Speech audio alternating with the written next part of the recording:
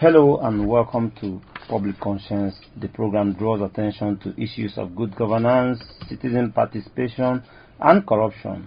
The program is brought to you by the Progressive Impact Organization for Community Development, PRIMORG.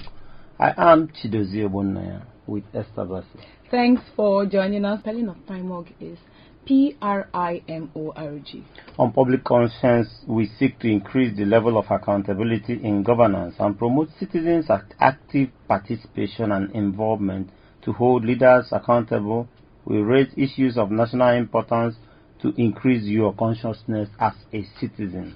Well, in today's program, we will be looking at the continuous detention of some Nigerians in correctional centers across the country without trial and conviction. It becomes more disturbing as a recent investigative report by Daily Trust Foundation reveals that scores of children in Sokoto remand house have not been charged nor convicted of the alleged crimes that put them in juvenile prison. Well, according to the Nigerian Correctional Service, thousands of inmates in prison across the country are without trial. As of March 2025, over 53,000 inmates are awaiting trial at different correctional centers. The Minister of Interior, Dr. Tunji-Ojo, had in the same period pledged to decongest custodial centers after it released 4,000 inmates in partnership with stakeholders last year. But as for the prolonged detention of children in Sokoto remand house, the practice is against the Section 35 of the 1999 Constitution and a breach of Section 166 of the Sokoto Child Protection Law 2021. I can tell you that a lot of Nigerians continue to spend time in jail without either trial or conviction, mostly as a result of slow dispensation of justice, criminalization of petty crimes, failure to adopt more non-custodial punishment, and corruption. Hence, the repercussion today is overcrowded correctional facilities today all over Nigeria.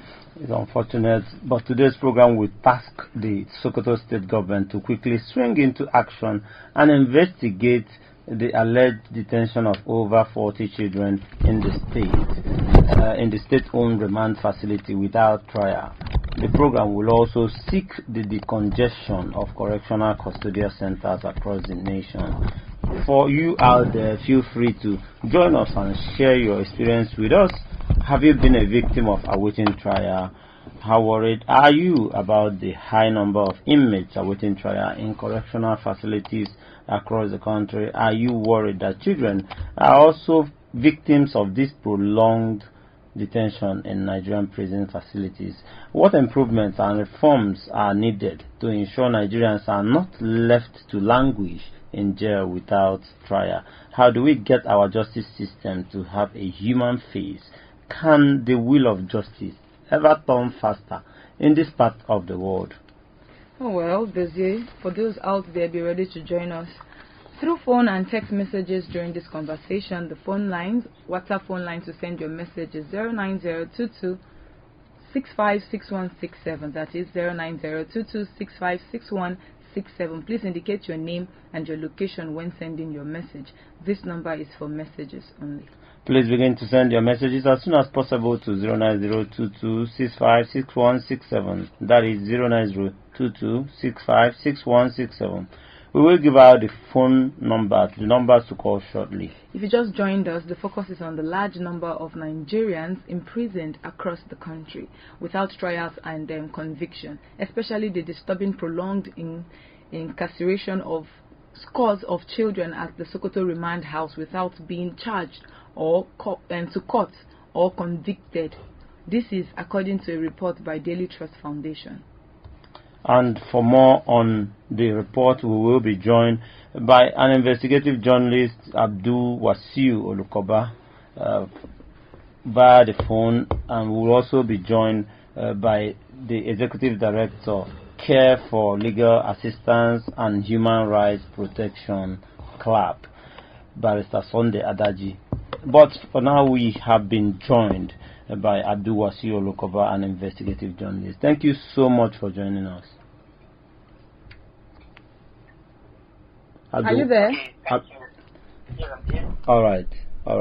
Let's get straight to it, and then I must commend you for the investigation. But give us an overview of your report and why your organization deemed this investigation important.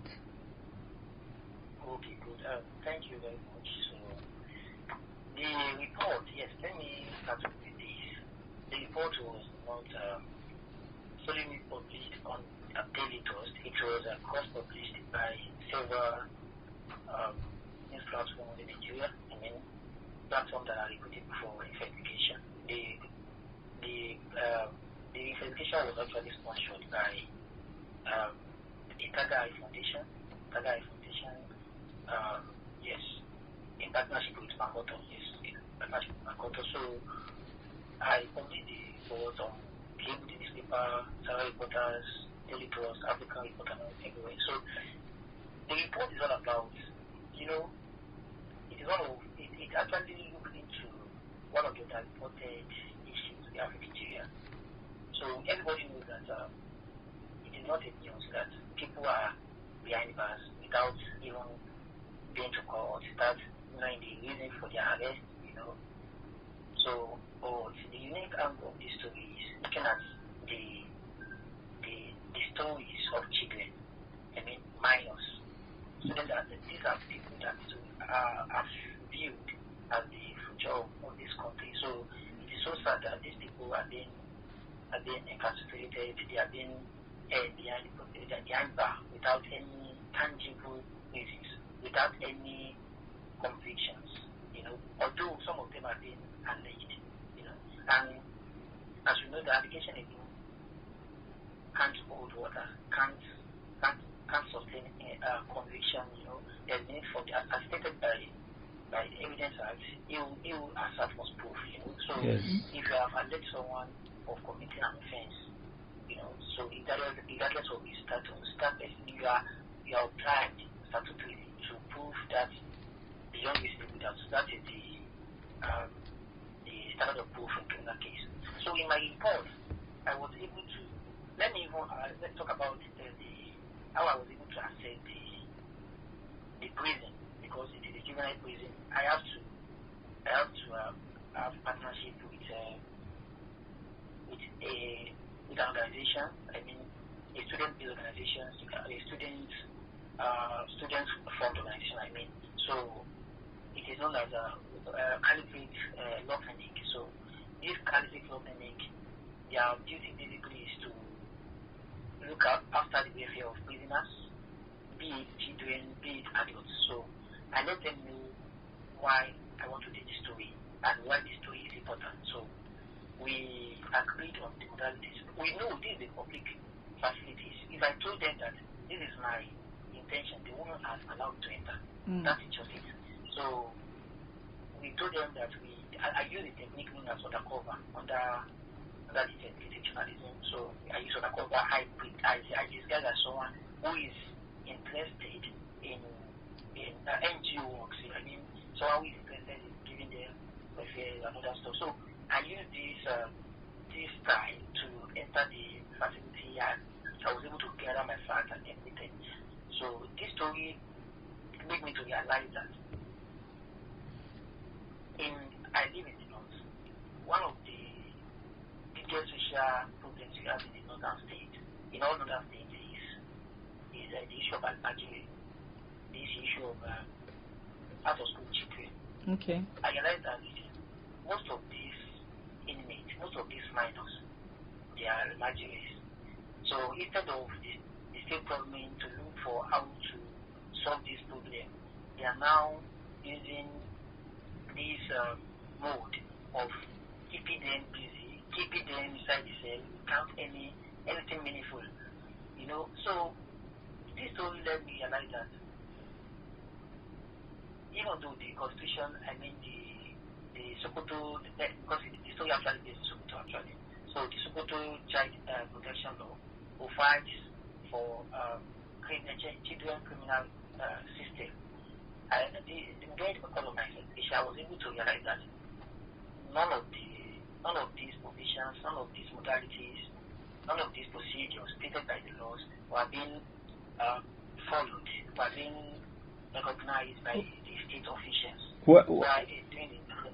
All right, Abdul Wasi, I appreciate the background you've tried to give to the story, but let me take you back a bit, because this story was published on Daily Trust. It was published in January. From that time till date, what has happened? Has any action? And because according to the story, also the state promised to do something to investigate what was going on and take action. Has anything changed? Are the children still behind bars in detention? Okay, thank you very much. So, as I told you, the kind of report I do, I always love doing follow-up, because that's the essence of investigative journalism. What is the essence of you exposing the bad without looking for solution? So before I even publish the story, I've already had the ways of fighting for this children beyond the report.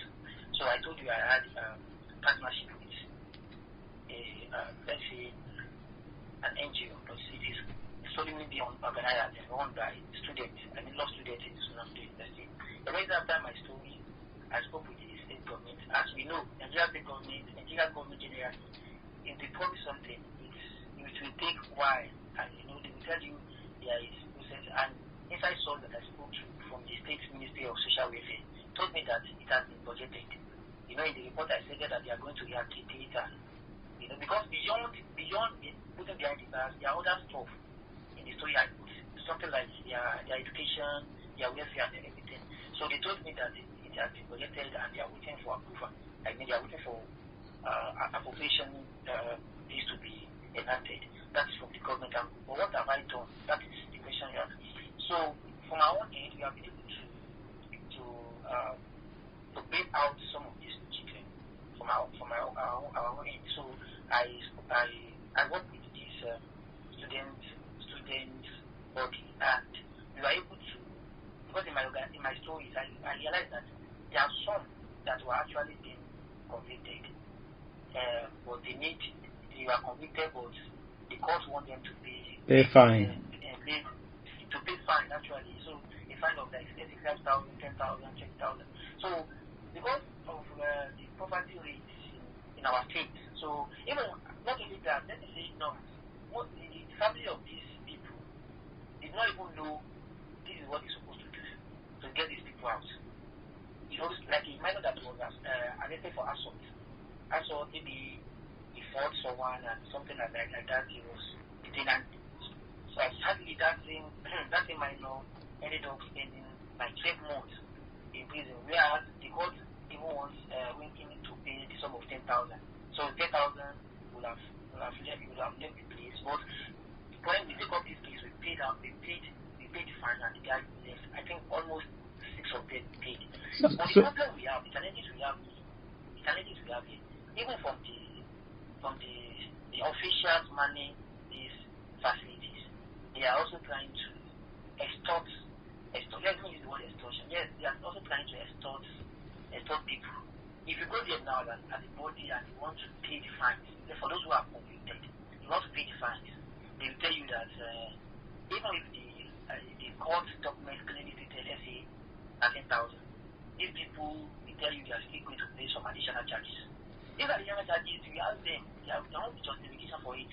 So how many are left still incarcerated now or awaiting trial? I have to tell you this. As some people are saying, people are still coming. That is just the truth. The last time I went, we have about 47. So we were able to release, let's say, 6 of them. But I'm telling you, if you go get back today, the number is the same. All right. So you said as some are leaving, we have more people being thrown into the remand house, the Sokoto remand house. So what are some of these reasons why they are being thrown in? Why are they arrested in the first place and detained? I have said this. One of the reasons is because we have high rates of out-of-school children. I know you said that, but I know you said Almajiri and out of school children. I mean, you cannot just go about and just pick people for no reason. They must have done something, you know. The thing is, yes, there is what we call, there is what we call in the north, like, should I call it public reading? Yes, let me do public reading. The police have an habit. They have an habit in the north, particularly Sokoto State. They will go to a public place, they will raid the place, and they will arrest anybody found there. Okay. You know, so it always happens in the market, popular garage, and this is where you find most of these children. In my story, I use the story of a guy who left the local government and moved to Sokoto Metropolis. The guy is living with Islamic scholar, and you know now, if you are very familiar to the north, these Islamic scholars don't even have the financial capacity to take care of these people. They will be left out to cater for themselves, and these people, they don't have anywhere to sleep than to sleep at these public places. They sleep in the garage, they sleep in the markets. So during this raid, let's say police suspected that there is a crime. It is suspicion. Let's say something happened in this, for example, like let me use some of the facts I have with me. There was a shop owner who claimed that they bought the shop and they stole meat. You know, meat, that is a 3-cow meat, meat. So the shop owner now suspected that because these children used to sleep outside. So they were suspects of the of that crime. Okay. So and these children, there were about six of them. So they arrested all of them. All right. So they keep them inside. Abdul, because of our time, we may not go further with this conversation, but let's get your closing remarks and how best you think the Sokoto State should, decongest or, let all these people go. What is your take on that as we wrap up? If you can give us that in 1 minute. Okay, good, thank you. So one thing is the problem is not limited to Sokoto. It is everywhere in Nigeria. So for minor juvenile system, there's a need for Nigerian government at all levels to establish a special court in recent. Special court in recent, not just on the paper. There should be special court in recent that will be trying these people because, like I stated, there are like 80% of these children have never gone to court, and the reason is because lack of resources. There is no proper facilities.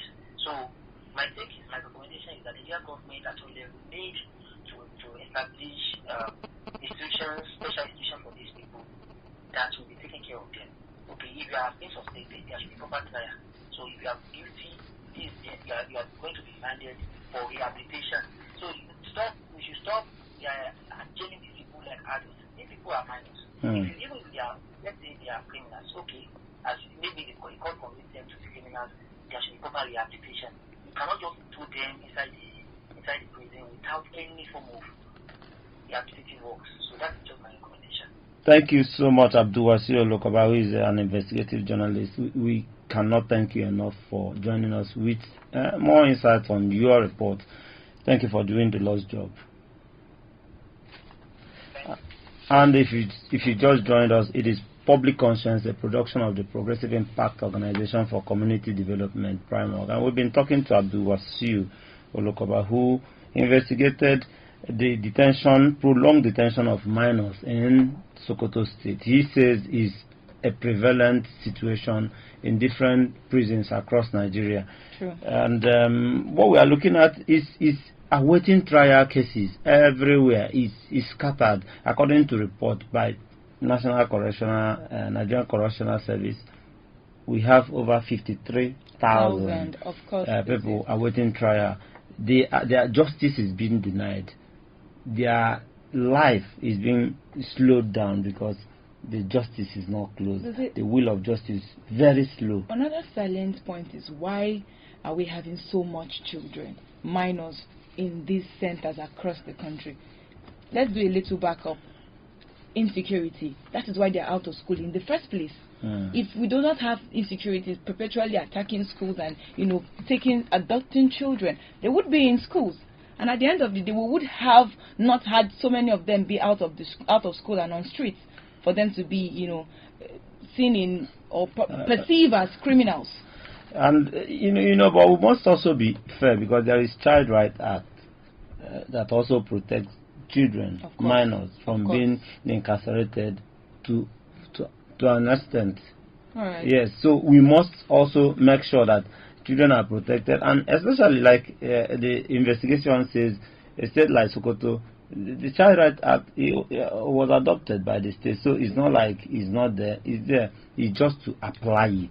All right, we must apply it. Let's get to the person listening so, to us. Yes, we can. Please follow us on our social media platforms at official PRIMORG. PRIMORG is spelled PRIMORG. Alright, just stay with us, but let's have the Executive Director, Care for Legal Assistance and Human Rights Protection, CLAP, join us. He's Barrister Sunday Adaji. Thank you so much for joining us. Yeah, good morning. Good morning, everyone. Good morning, listeners. Good morning, Nigerians. Alright, yes, it's a pleasure. The pleasure is ours. Let's get straight to the issue of the day. We are looking at incarceration of people in Nigeria, so many cases of awaiting trial, and the report before us says that even minors are part of it. Sadly, in Sokoto, because the investigation actually points at Sokoto, saying that children are behind bars, are incarcerated without trial, and that is not good. We want to get your position on that, and what does the law say about such development? Yeah, thank you very much. First and foremost, I need to commend Mr. Abdul Odukoba, the investigative journalist who took upon himself to carry out that investigative task. You see, if you can see that his report, his experiences aligned with the recent report of the Nigerian Correctional Center recently, which says that over 70% inmates are persons awaiting trial. Yeah, so that's Mr. Abdul's investigation task report now agree completely with the report of the Nigerian Correctional Center. So actually, yes, many thousands of the Nigerians are in prison awaiting trial. Awaiting trial here means that they are not being brought to the court for trial, but they just kept them there, and there are many reasons for that. But first and foremost, it could be excessive remand by magistrates. So magistrates, instead of granting them bail, they just feel that no, they have to, if they cannot meet the bail condition, okay, let them remain in remand in prison until they are able to provide something, they are able to meet up with bail condition. Yes, in the case of children, yes, it is like that. What the law says is that children, especially the minors, are not supposed to be tried, are not supposed to be even detained and tried that way. Because we have juvenile courts. These ones are actually at the juvenile prisons, but is it right to keep them for this long, the prolonged detention? These children are supposed to be our future. The reason being, because Section 35, Section 5 says that anyone is presumed innocent until he's found guilty. This means that, okay, you can't even go to prison in the first place until you are found guilty. So it is completely wrong. It is completely wrong, honestly. And I need to add by saying that, hello? I'm with you. I'm with you. Yes, I need to add by saying that, yes, these are some of the things that the Administration of Criminal Justice Act was enacted to correct. But unfortunately, we are not implementing these laws. Okay, in the case of under this rule, under this Administration of Criminal Justice Act, there should be mobile court that will try offenders immediately. But the issue is that mobile court may not function well, because the same magistrate court and the same people coming to act as mobile courts. So So what would have been easier? It would have been easier if the government had employed judge magistrates that would be handling the mobile court that would be able to try them instantly. And if they demand to, if they are offense, if they are guilty of the offense, yes, they can be sentenced. Yes, but for now, if they are awaiting trial, then they ought not to be in the prison in the first place because they have not yet been proved guilty by any court of law. All right. All right. So we have experts and advocates calling for they've continued to call for non-custodial measures to decongest correctional facilities. What are some of the factors affecting this implementation over the years? Fantastic. You know, if you study the Administration of Criminal Justice Act, it makes provision for custodial sentences, like carrying out public works, cleaning the road, cleaning the gutters. Then that would be a measure to ensure that people are not in prison. Okay, in the case of Sokoto, you are saying, there's this Almajiri phenomenon whereby children are allowed to move around everywhere, to do everything, especially within the north. Now, how will you? Now, under our law, there is a minor, let me call it a minor offense now, wandering. That is when if you are wandering about, you are just going around aimlessly. Yes, you can be arrested and then tried for offense of wandering or loitering and wandering. So this could be the reason why those children were detained. This could be the reason why those children are detained in Sokoto and in those places. But what we are saying is that the detention now is that detention now that we are now challenging the legality. And because even if they say, okay, yes, they are wandering, we'll charge them for wandering for loitering. Let them be tried first before they can even talk of getting them into prison, into correctional centers. So this is the issue. All right. So community service is very, very, it will go a long way if implemented. It will go a long way in helping to decongest our correctional centers. So, Barrister Adaji, in the situation we found ourselves, what are advocates like you, human rights activists like you, doing to also bring these issues to the fore and press on the government to do the needful? Because, like we said, and like you know, people are still languishing behind bars in the name of awaiting trial. Yes, first and foremost, especially as an NGO, as a human rights organization, yes, one of the issue, one of the ways I feel that we can handle this issue is that this Administration of Criminal Justice Act to be domesticated by all of this. It only applies to Abuja and federal courts. It doesn't apply to all other states. Administration of Criminal Justice Act applies only to Abuja and to federal courts like Federal High Court, National Industrial High Court, National Industrial Court, and all other federal high courts. It doesn't apply in all other states. So that's the challenge. So because I believe that if all states domesticate this Administration of Criminal Justice Act and make it their own law, and they are ready to implement it, definitely I can assure you that in no distant future we will not have a lot of people in prison. In Scandinavian countries like in Sweden, we are told that their prisons are virtually empty. Why? Because of the custodial measures and other things they put in place and they are implementing it. It's not just about having laws, it is about also implementing these laws. So to me, I think one way of doing that is for us, especially we in the NGO sector, there's need for us to go from state to state to meet with their lawmakers and then agitate that they should domesticate the Administration of Criminal Justice Criminal Justice Act, and make it their own laws also, so that it will also apply to their own state. Now, issue of bail, and this is very important again, because this issue of bail now, because even though some magistrates will always want to remand persons who are not able to meet with their bail condition, the fact is that the laws are always there, that there will always be a solution. So if these laws are there and they are implementing it, definitely we will have a better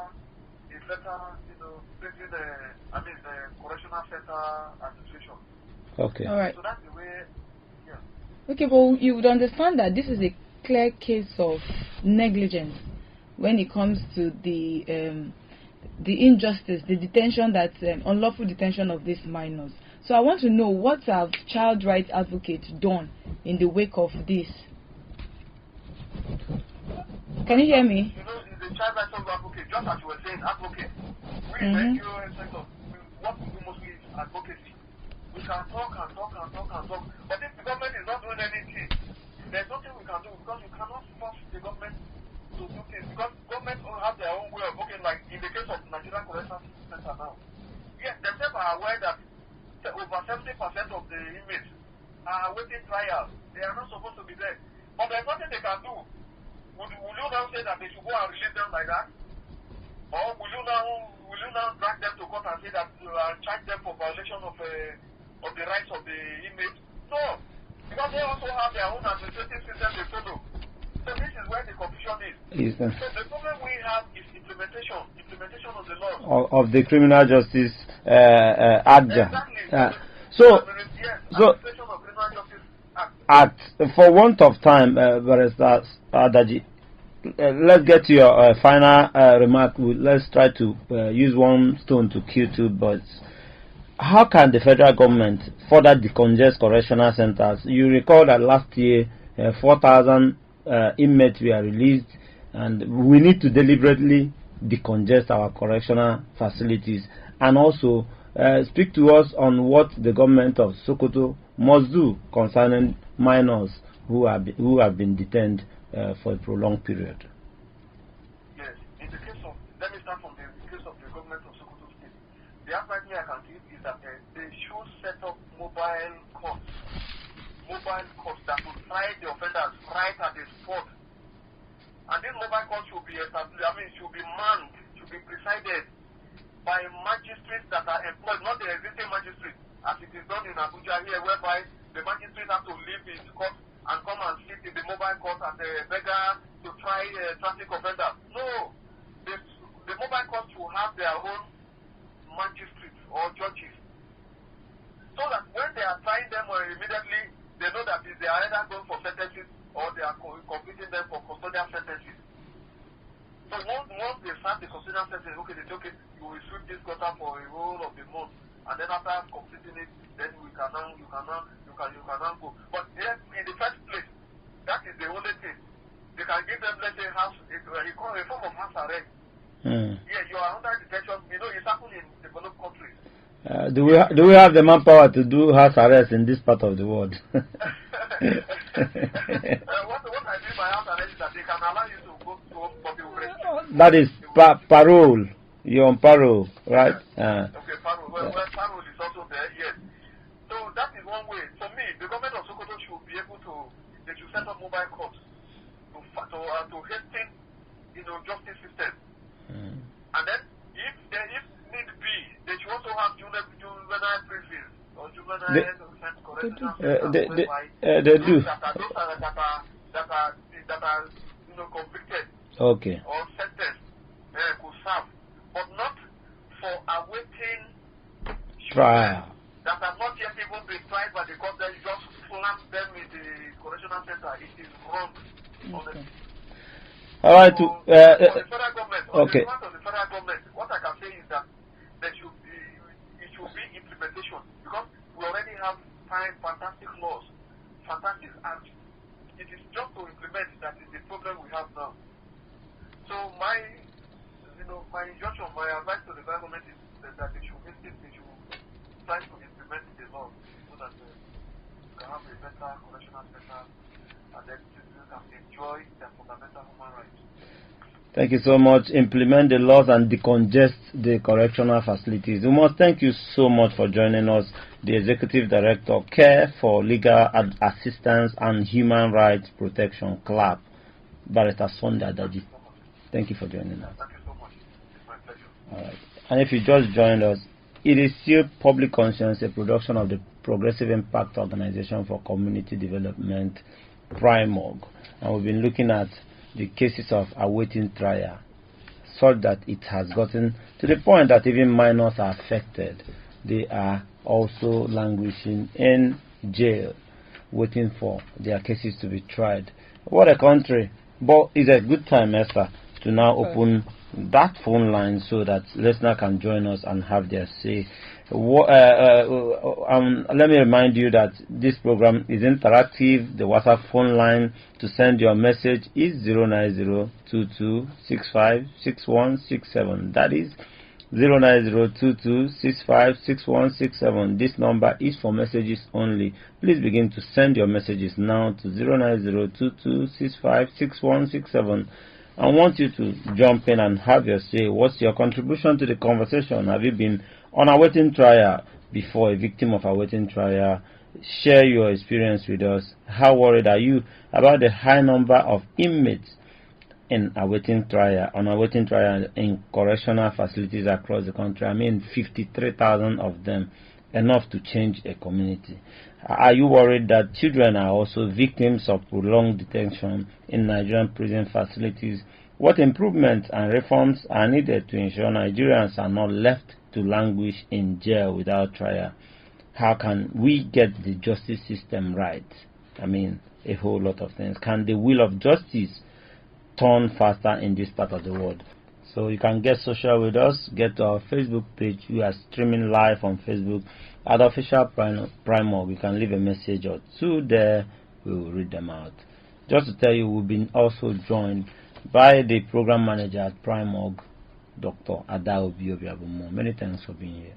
Thank you for having me. Good morning, Abuja. And the conversation you followed keenly. What is your take? For me, it's kind of sad to read that minors are languishing in remand homes. These are children. We call them the future, right? The yes, future we call them the future of tomorrow. By the time they leave some of those the correctional centers, they'll be traumatized. Some of them, if you read the reports, were not even aware of what they did. Some of them were minors that were arrested during the End Bad Governance protest last year. Some were granted bail, and some are still in custody. Is it that the state government is not aware when the president said that those children should be released, or did they just release those in Abuja and left those in other states? Sometime last year, I think towards the end of last year, the Osun state government granted pardon to a young boy who was arrested 10 years ago for stealing chicken, and eggs. For 10 years, that guy's life was in fact, his life was, there was a pause. Just stay in there. And some of them are not in juvenile homes, some of them are in the actual correctional centers where they interact with hardened criminals. So they get worse. Yes.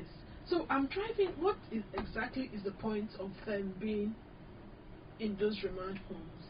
Is it for them to come out clean, better persons, they've realized what they have done, and they are sorry, they served their terms and all of that? Do you truly see our correctional facilities actually correcting? I don't know if you have been to one. I visited one in early 2020. Josie, when I left there, I told myself, Ada, for whatever reason, try as much as possible not to find yourself there. The other side. Because it's a sorry state. Yes, I know that there are individuals trying so hard to equip them with some skills. But I don't think that some of them will come out better. That is why if some are released, it doesn't take long for them to find themselves back there. So the prison, we don't call the prison now, right? Correctional centers. It's simple nomenclature change, but it doesn't. Structural, it's still there. It needs to be decongested. That place needs to be cleaned. You're there to restrict, or the centers are there to restrict their movement, right? And also for them to have a rethink of what they have done, to come out better. But some of them do not come out better. And when some are released, in the society, the stigma that comes with it, how are they easily accepted in the society? In terms of recruitment, would you want to recruit an ex-convict? So for those who are actually innocent and they are languishing there, I think we need to do more. I mean, the state should do something about this non-custodial punishment, because if you allow some of them to do community service and like stealing chicken, yes, I don't agree, I don't support that, but using a sledgehammer to kill a fly, it looks more like using a sledgehammer to kill a fly.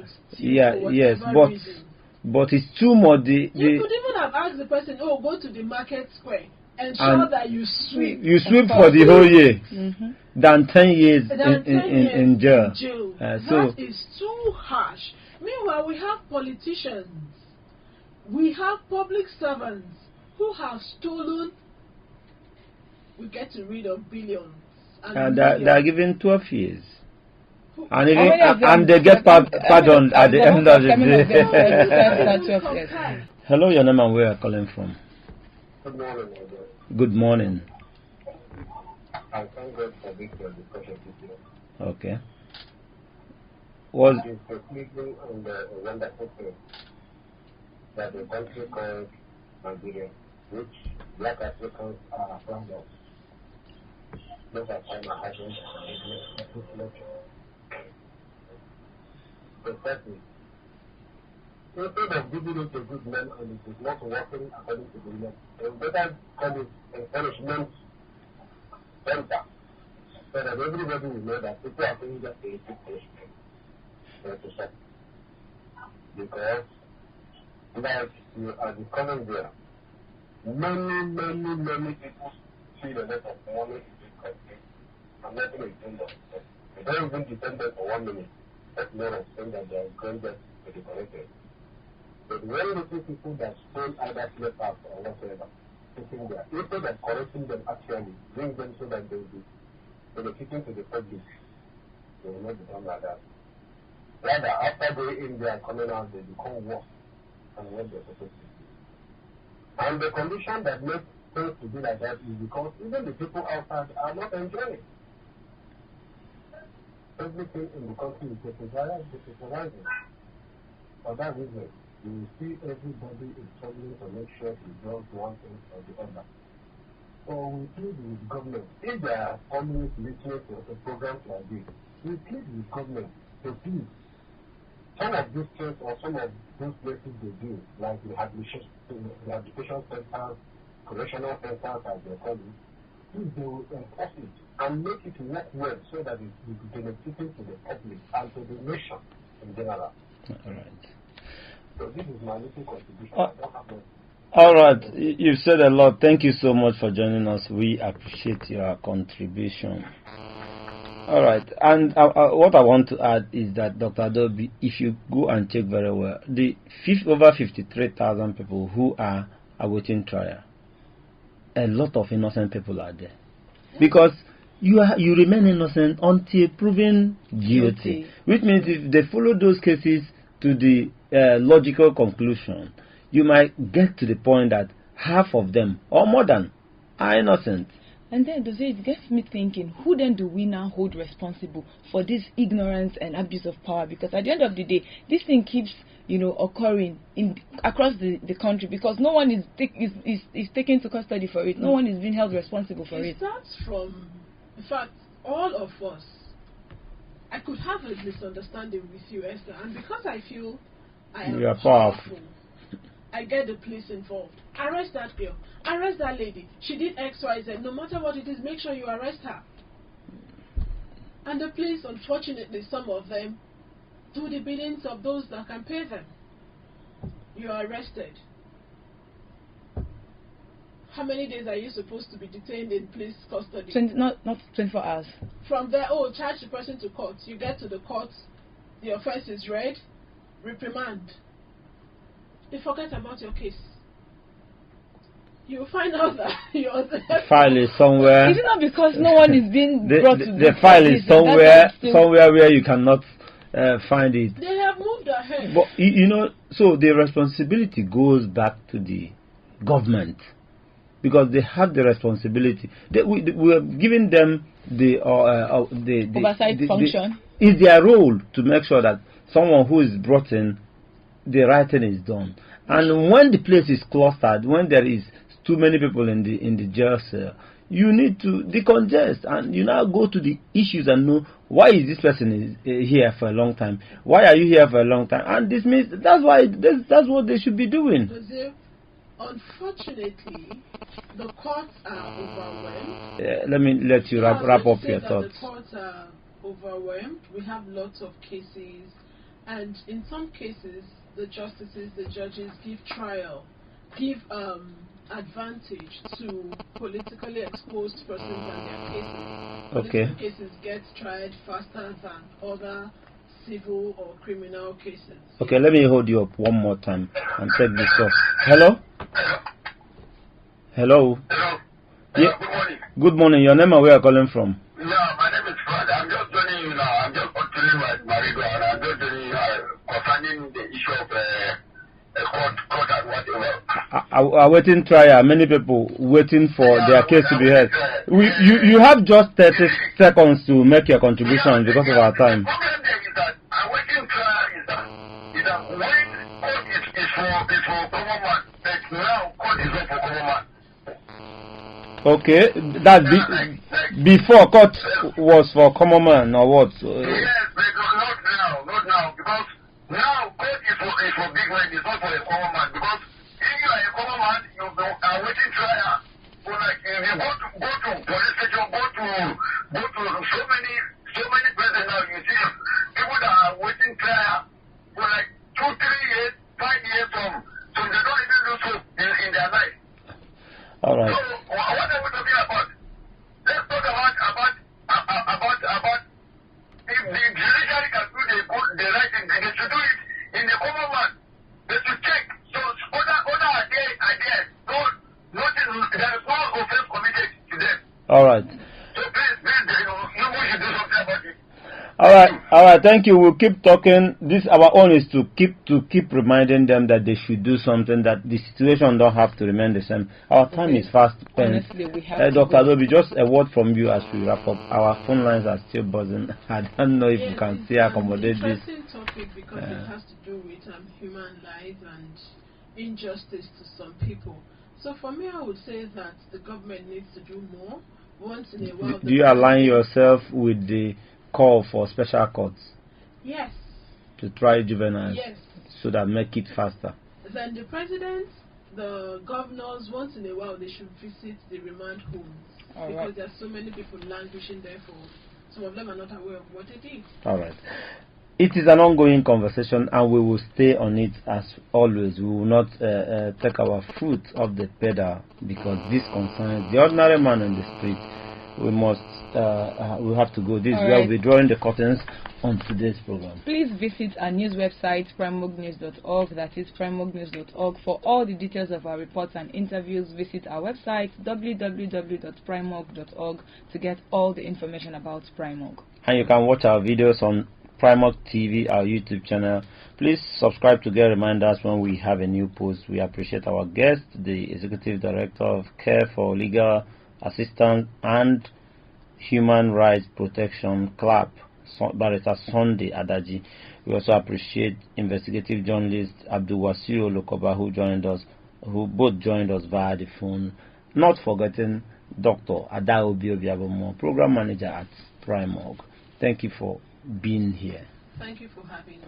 Public Conscience has the support of the John D. and Catherine T. MacArthur Foundation, committed to building a more just, verdant and peaceful world.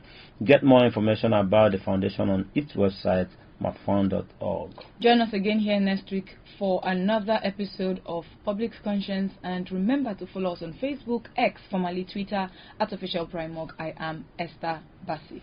Remember that birth registration and birth certificates are free if your child is under 18. Help stop the corruption in birth registration and do not pay for birth certificate. Also remember that you can give us information or hint about corrupt acts through our phone at 09022656167 or info@primorg.org. I am Tunji-Ojo. God bless Nigeria.